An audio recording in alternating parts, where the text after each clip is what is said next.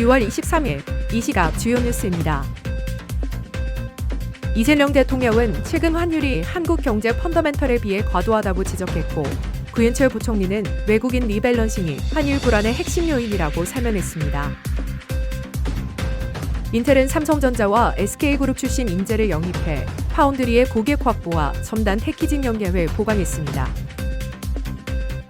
마이크 윌슨 모건 스탠리 최고 투자 책임자는 연준의 정책 변화가 단기적으로 시장 변동성을 키울 수 있다고 전망했습니다.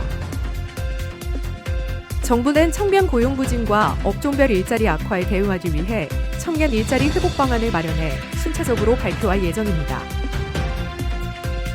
김정관 산업통상자원 부장관은 성과급 논의에서 투자자 소외를 지적하며 제도적 보완 필요성을 제기했습니다. 달러원 환율이 1,500원 중반대를 유지하는 가운데 이재명 대통령이 직접 한국 경제 펀더멘털에 비해 과도한 수준이라고 진단했습니다. 이 대통령은 23일 청와대 국무회의에서 수출과 경상수지 흑자가 사상 최대 수준임에도 환율이 불안한 이유를 구윤철 경제부총리 겸 재정경제부 장관에게 직접 물었습니다. 구 부총리는 외국인 투자자들의 주식시장 리밸런싱을 주요 원인으로 지목했습니다. 반도체 업황 개선과 AI 투자 기대로 국내 증시가 급등하면서 외국인들이 보유 주식의 약 10%, 규모로는 약 140조 원어치를 매각한 것으로 추정됩니다. 이 과정에서 달러 환전 수요가 급증하며 환율 상승 압력으로 작용했습니다.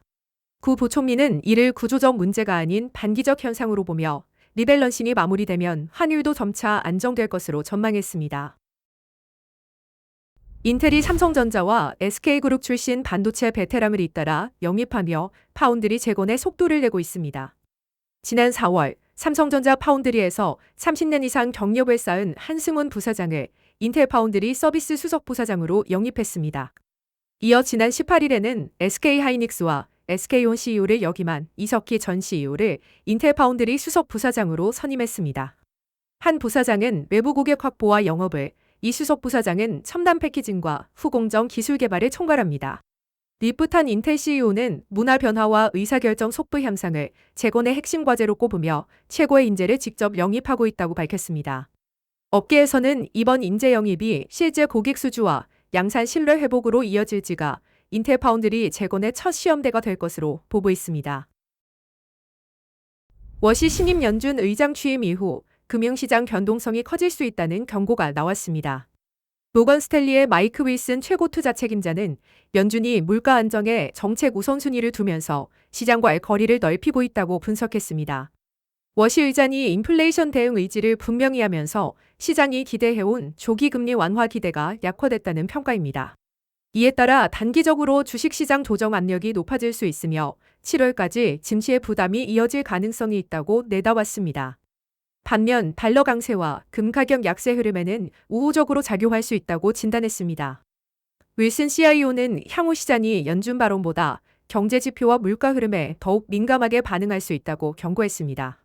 다만 기업 실적이 뒷받침될 경우 증시는 단기 조정 이후 상승 흐름을 재개할 수 있다고 전망했습니다. 청년 고용 부진 문제 해결을 위해 정부가 본격적으로 나섰습니다. 이형일 재정경제부 1차관과 권창준 고용노동부차관은 23일 정부 서울청사에서 관계부처 합동 일자리 전담반을 주재했습니다. 이 자리에서 청년 일자리 추가 보완 과제와 업종별 고용 동향 및 대응 방향을 점검했습니다. 정부는 중동전쟁 종전 양해각서 이행 관련 불확실성이 지속되는 가운데 민생과 고용 여건의 어려움도 이어지고 있다고 진단했습니다. 이에 따라 제조업, 건설업, 농림업 등 고용 부진 업종에 대한 분석을 토대로 부문별 대응 방안을 순차적으로 마련해 발표할 계획입니다. 또한 인공지능 등 첨단 분야 교육을 통해 청년층의 구직 역량을 높이는 방안도 검토합니다. 정부는 가용 정책 수단을 총동원해 현장 애로 요인을 적극적으로 찾아 해소하겠다고 밝혔습니다.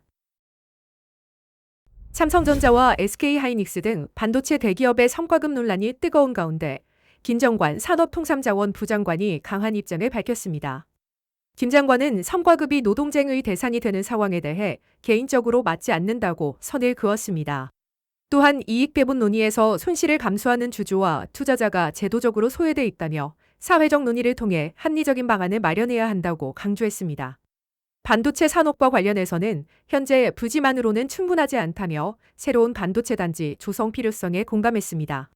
전남 광주 지역 반도체 단지는 비수도권 투자 촉진을 위한 5국 3특 정책과 연계될 전망이며 관련 패키지 발표도 임박한 것으로 알려졌습니다.